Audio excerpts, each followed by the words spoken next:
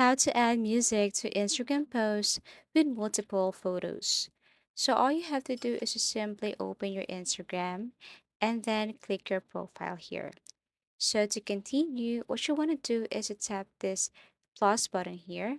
The next thing to do is to tap this icon here so that you can choose or select multiple photos to post.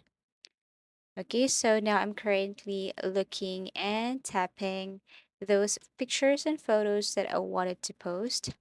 So these are the pictures and photos.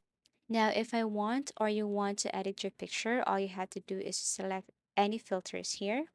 Okay, adjust the brightness, edit, and so on.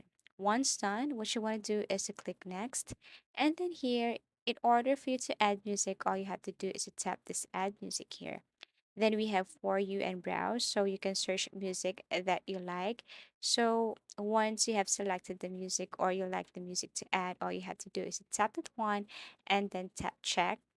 And then you can add the keychain, you can tag people, and you can also write the caption here. You can also post this to your Facebook if you want.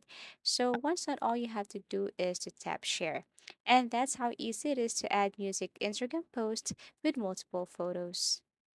Thank you so much for watching and see you again in our next tutorials.